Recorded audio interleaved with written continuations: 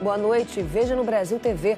A chuva em Salvador. Equipes de resgate buscam por desaparecidos. O governo detalha pacote de corte de gastos e a reforma do imposto de renda.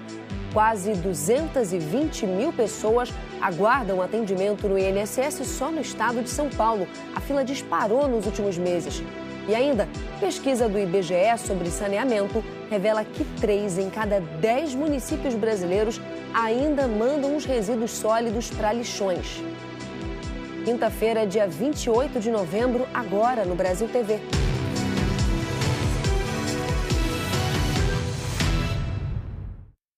Os bombeiros passaram um dia nas buscas por um jovem que desapareceu num deslizamento de terra na região central de Salvador ontem de manhã. Desde cedo, a Camila Marinho está lá e acompanha a força-tarefa das autoridades nas buscas e também para evitar que famílias sejam atingidas por outros desmoronamentos.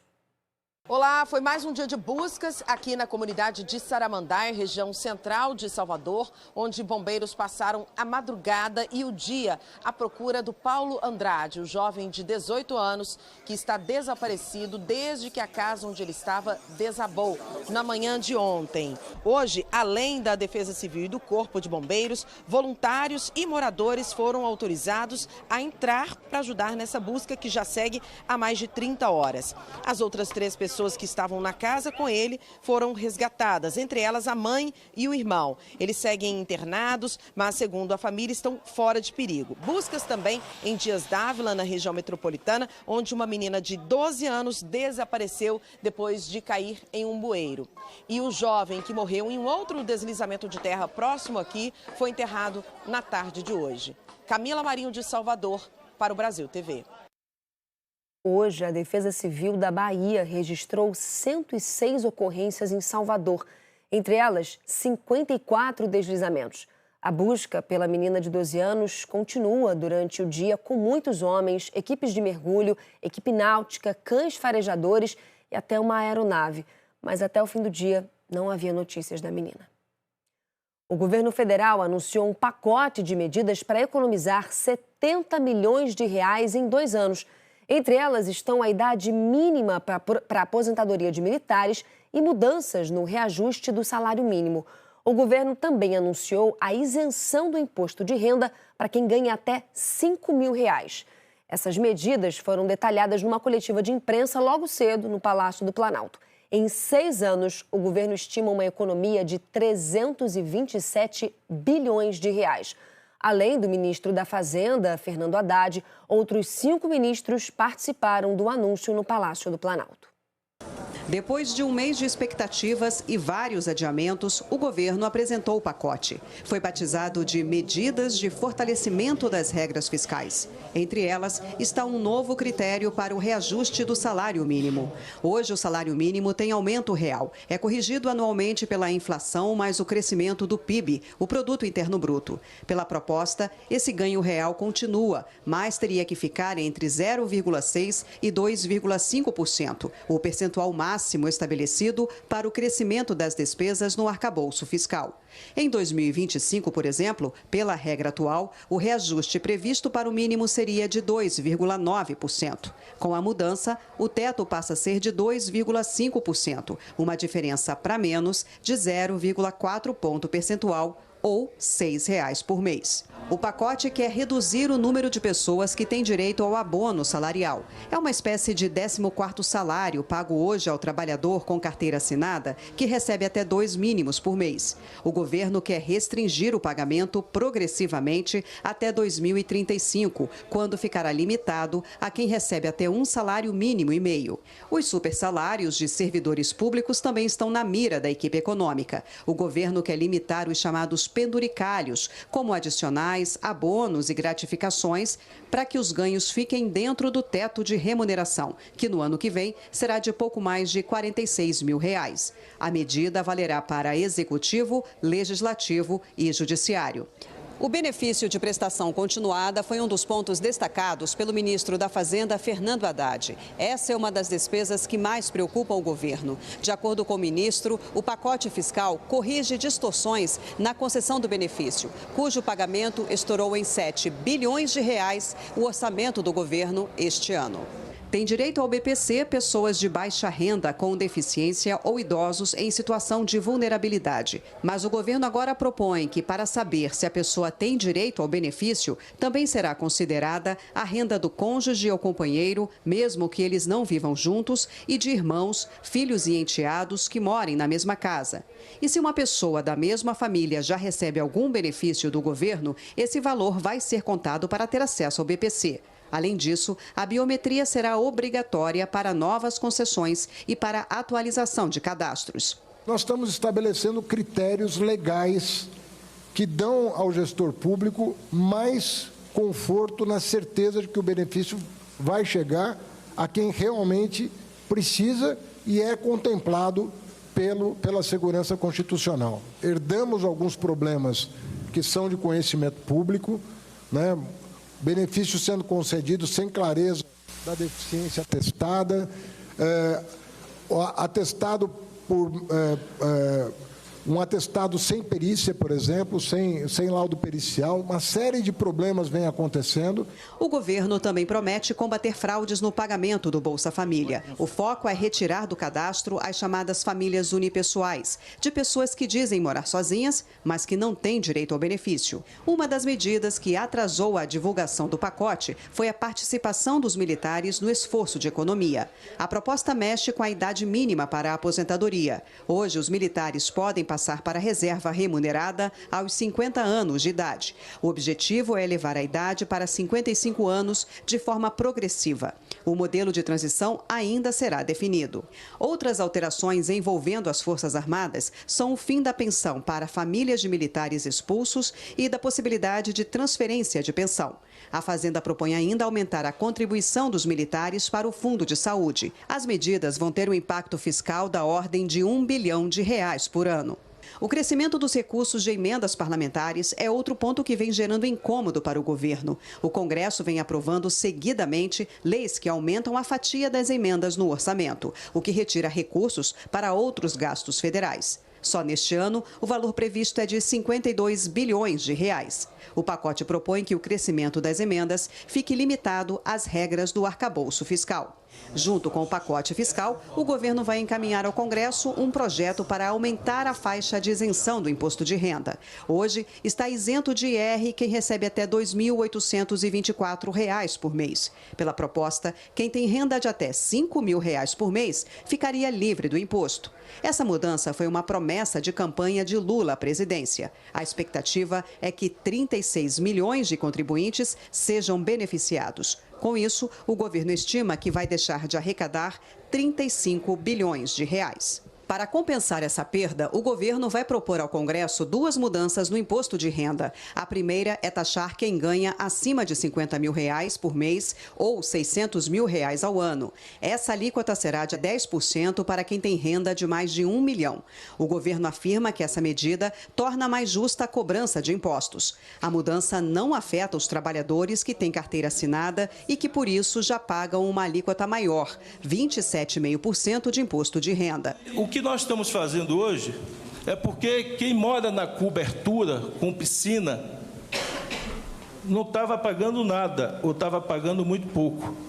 E quem mora no primeiro andar estava pagando sozinho a conta. A outra medida para compensar a perda de arrecadação é limitar a regra de isenção de imposto de renda por doenças graves. Quem recebe até R$ 20 mil por mês seguirá isento. E quem tem rendimentos acima disso poderá declarar seus gastos de saúde e abater o imposto a ser pago, mas não terá mais direito à isenção completa.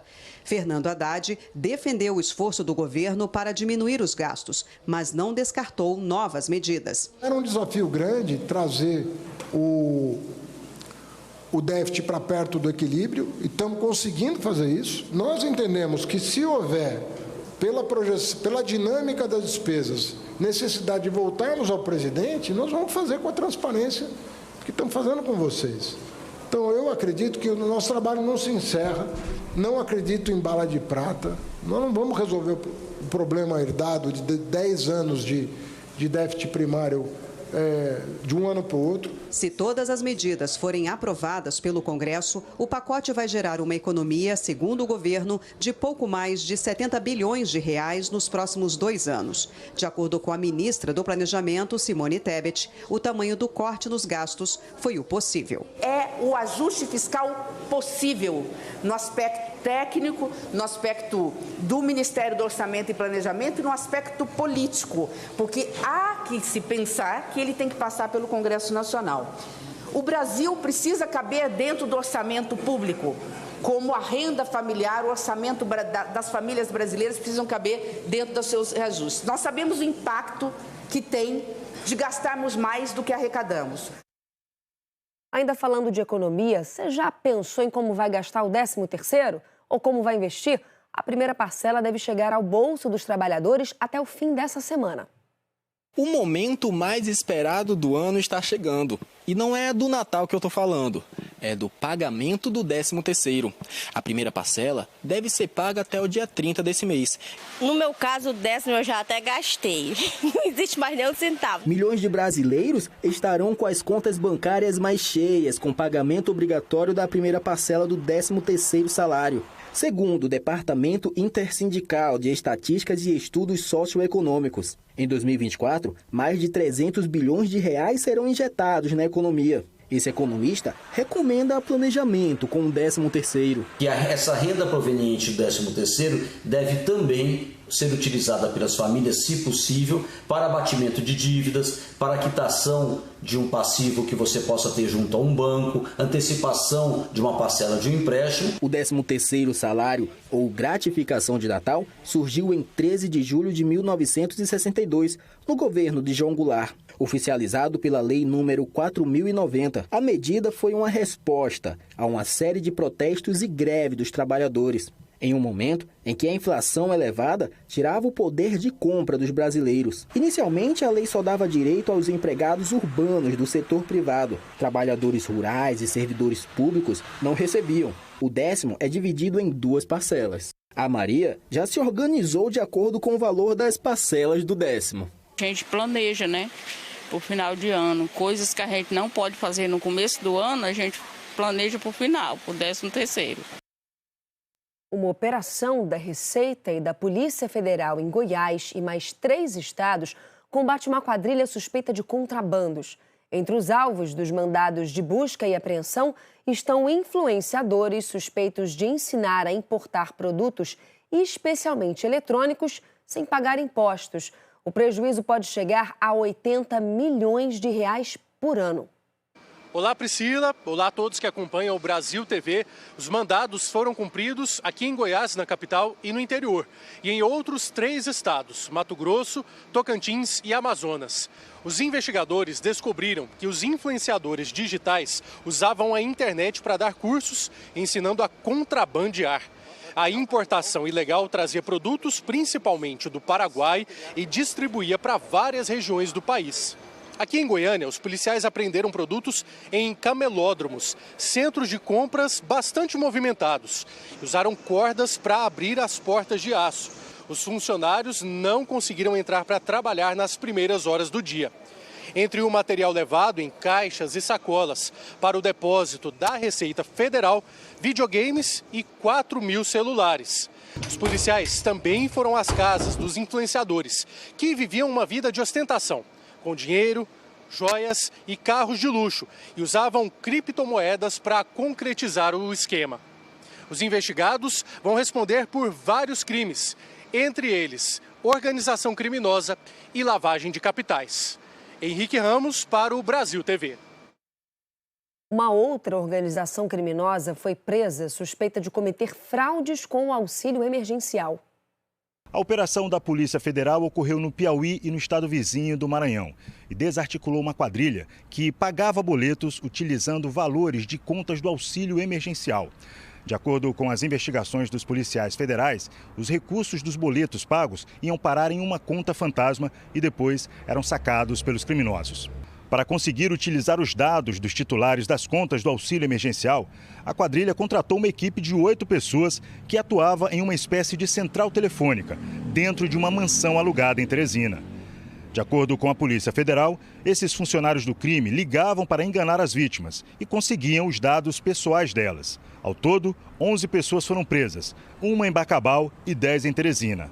Entre os presos está um policial militar do Maranhão, que foi preso junto com o pai e o irmão. Eles têm fraudes em todos os tipos, né? A gente identificou hoje, inclusive, uma cartilha, né, que eles pagavam 8 pessoas lá no escritório do crime para ligarem diariamente para vítimas, né, e tentarem aplicar golpes. Esses golpes, eles utilizavam o que a gente chama de engenharia social para obter dados da vítima. A partir disso, instalavam programas no computador, nos celulares da vítima e coletavam as senhas de acesso ao banco. Tá? É uma das formas que eles trabalhavam também. Porque o auxílio emergencial, todo mundo sabe, né, ele cessou, né, depois da pandemia, então eles migraram do auxílio emergencial para outro tipo de fraude. Mas o início da investigação foi sim com o auxílio emergencial. A Polícia Federal ainda não tem noção da quantidade de vítimas dos criminosos, mas estima que esse número seja alto pela grande quantidade de chips apreendidos, mais de 2.000. Advogados e empresários foram alvos de busca e apreensão de uma operação que investiga a morte do advogado Renato Gomes Neri em julho desse ano em Cuiabá. Numa das casas foram encontradas armas e barras de ouro. O Natan Goulart tem as informações. Olá a todos. A Polícia Civil de Mato Grosso, por meio da Delegacia de Homicídios da capital, realizou hoje mais um avanço do caso Renato Neri, o advogado de 72 anos, que foi assassinado em plena luz do dia em frente ao escritório onde trabalhava no dia 5 de julho deste ano, aqui em Cuiabá. Apesar do avanço, até o momento, ninguém foi preso desde o início das investigações. Nesta fase do trabalho da Polícia Civil, 5 pessoas são investigadas, 3 advogados da capital e um casal de empresários de Primavera do Leste. Os mandados foram cumpridos em um escritório de advocacia de Cuiabá e também nas residências dos investigados. Diversos materiais foram apreendidos, como dinheiro, armas de fogo e barras de ouro, além de documentos e celulares. Os fatos apurados nas investigações da Delegacia Especializada apontam a disputa de terra como a motivação para o homicídio de Renato Gomes Neri. O caso aconteceu em julho deste ano. O advogado chegava para trabalhar em seu escritório na Avenida Fernando Corrêa da Costa, uma das mais movimentadas da capital, quando foi atingido pelo menos 7 vezes na cabeça. Segundo a família do advogado Renato Neri, meses antes de morrer, ele teria denunciado um escritório de Cuiabá como escritório do crime. Os donos deste escritório são investigados então pela Polícia Civil nesta fase da operação. Até o momento, ninguém foi preso. De Cuiabá, Mato Grosso, Natan Goulart para o Brasil TV.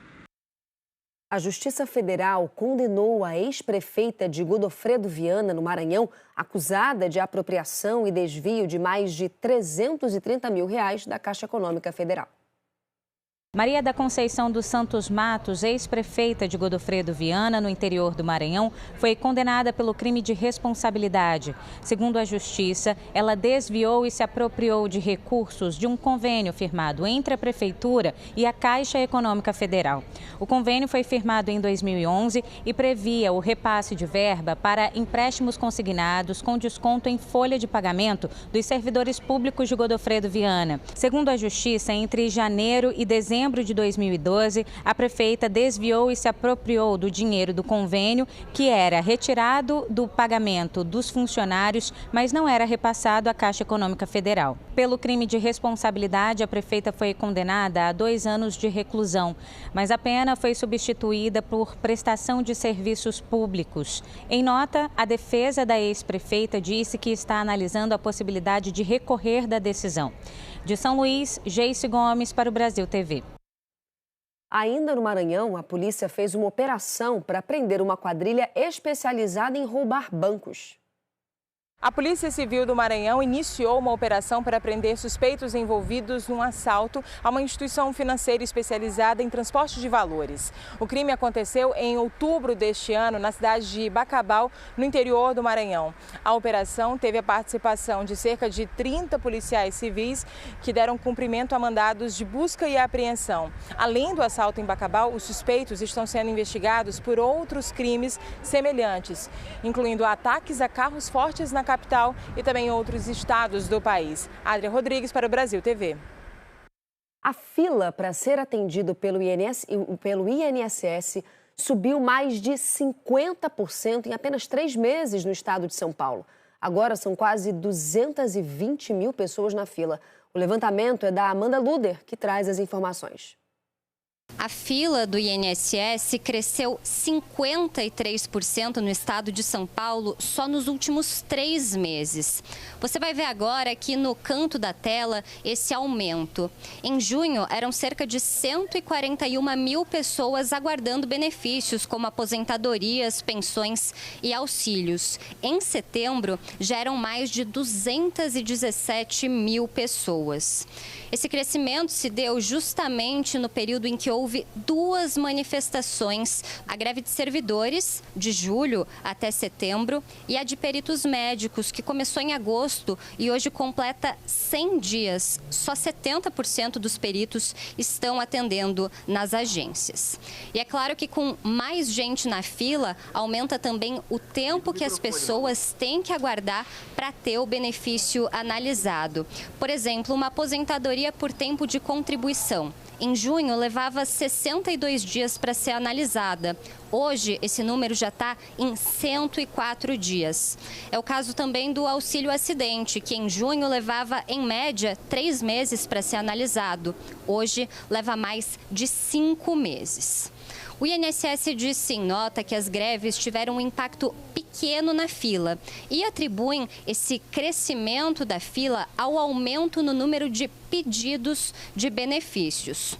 Outra causa para o crescimento da fila, ainda de acordo com o INSS, é a revisão de benefícios assistenciais que o Instituto está fazendo e que, claro, aumenta a demanda dos servidores. Esse aumento da fila do INSS em São Paulo reflete uma situação de todo o Brasil também.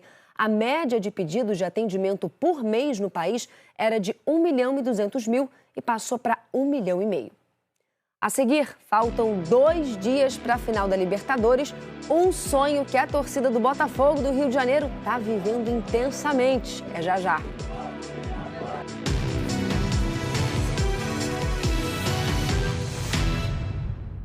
Hoje, vou contar pro meu ex que eu tô grávida dele. Cacá vai ter coragem de contar a verdade pro João? Você falou que queria falar comigo. Aconteceu alguma coisa? Qual será o segredo de Belisa? Você não tinha o direito de ler o diário de sua avó. Até depois de morta, fofoqueira! Em nenhum momento você pensou no que você fez? Hoje, volta por cima. Ações que fazem diferença também fazem um mundo melhor. Um dia de cada vez.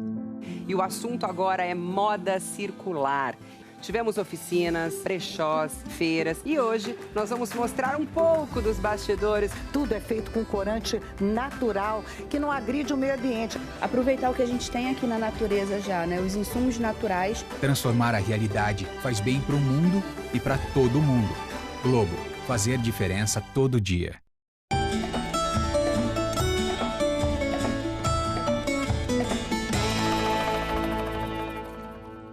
Oi, tudo bem?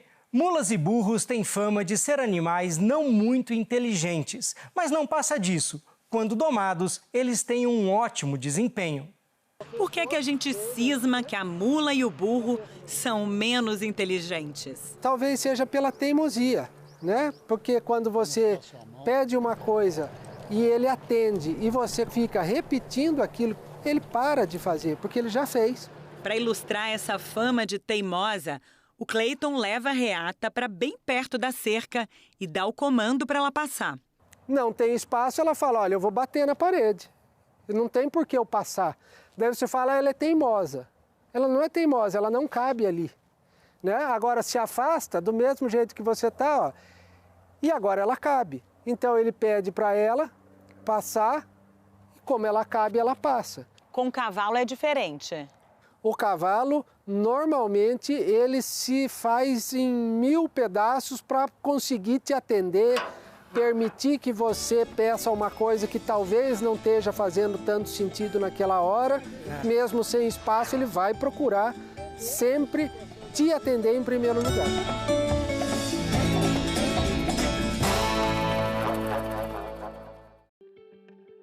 Para que 2 elementos se encontrem, É preciso um movimento que os leve à mesma direção.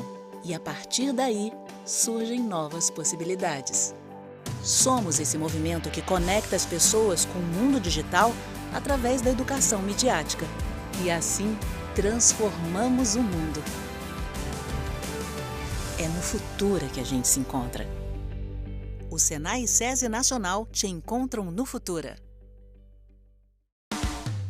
Uma paixão que passa de pai para filho. Por que tá me olhando desse jeito? Porque você é bonita. Que há 50 anos se renova. Um sonho pode unir muito mais. Que faz tanto sucesso que nunca sai de cartaz. Que bom que você tá gostando disso!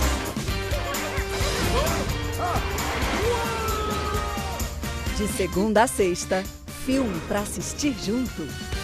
Só na sessão da tarde.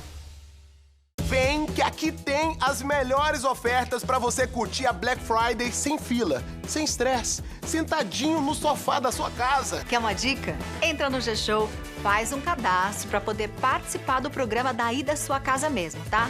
Vai que você recebe, assim, quem sabe, uma ligação minha ou do Paulo ao vivo e ganha um presente, um produto, uma surpresa boa nesse final de ano, hein? Hoje, depois de Mania de Você. Vem que tem diversão, vem que tem oferta, vem que tem Black Friday na Globo.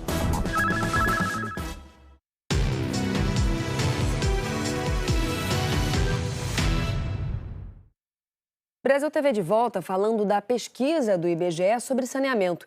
Esse trabalho revelou que 3 em cada 10 municípios brasileiros ainda mandam resíduos sólidos para lixões que fazem mal não só para o meio ambiente, mas também para a saúde das pessoas. No Rio de Janeiro, por exemplo, 6 cidades do estado ainda têm lixões a céu aberto. Para encontrar a sujeira, basta seguir o rastro dos urubus, que ficam sobrevoando Magé, principalmente no entorno do lixão. A cidade da Baixada Fluminense é um dos 6 municípios no estado do Rio que ainda usam vazadouros a céu aberto, ou seja, lixões, como destino dos seus resíduos. Além de Magé, Caxias, Belfor Roxo, Teresópolis, Bom Jesus do Itabapoana e São Fidélis completam a lista de municípios fluminenses que, segundo o levantamento do IBGE, ainda usam lixões. Só que, de acordo com a Política Nacional de Resíduos Sólidos de 2010, em agosto de 2024, agora esse ano, todos os lixões do Brasil inteiro deveriam estar extintos. Só que você viu os urubus, o lixão ali atrás. O problema continua aí.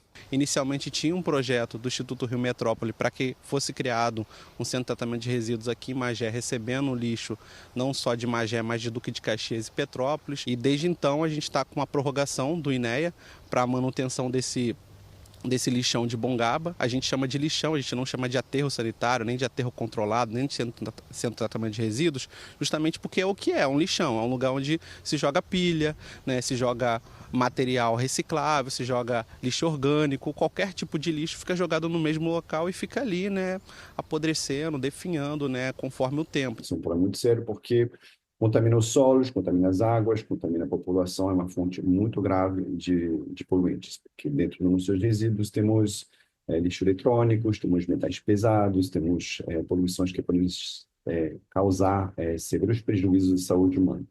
A pesquisa do IBGE, feita entre setembro de 2023 e março deste ano, mostra que o destino do lixo não é igual em todas as cidades do Rio. A maioria usa aterros sanitários, áreas onde o solo é impermeabilizado e o impacto ambiental é menor, são 42.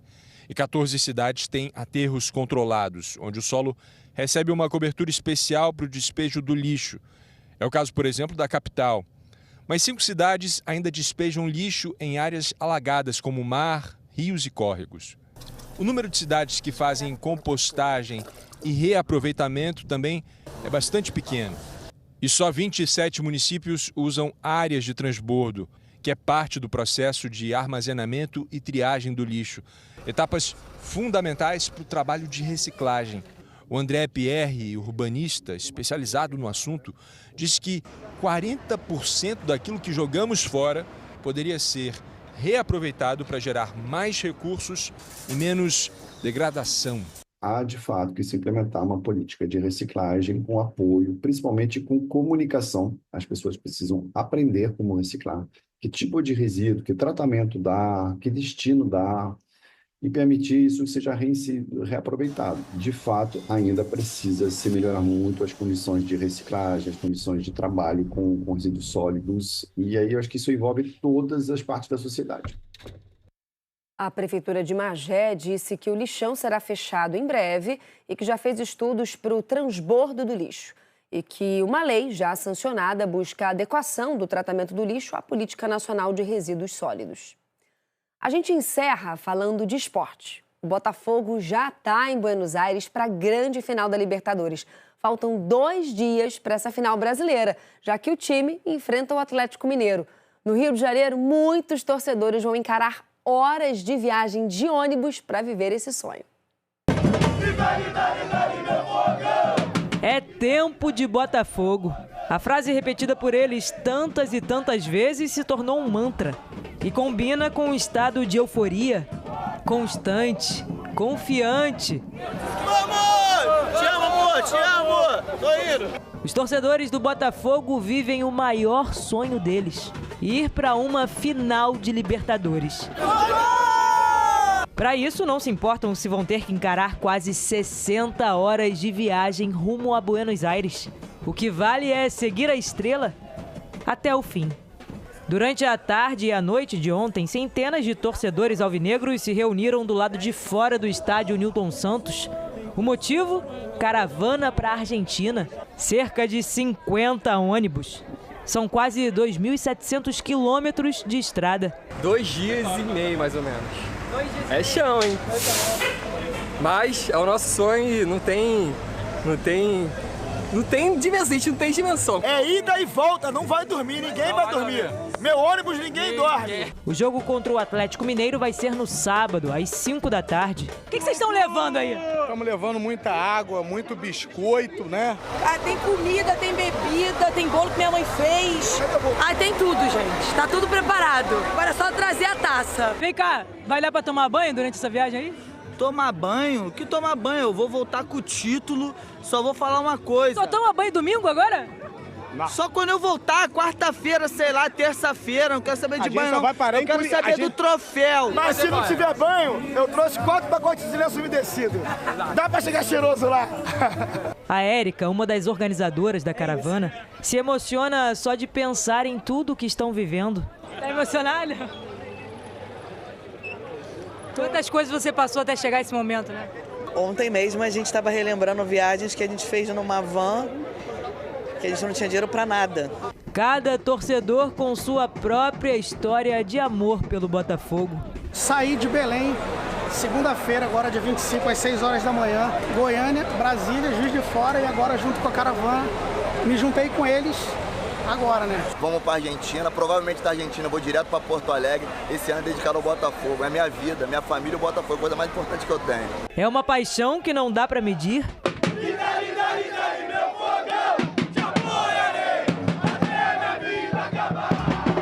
Podem até chamá-los de loucos. Uma loucura, mas uma loucura bem gostosa.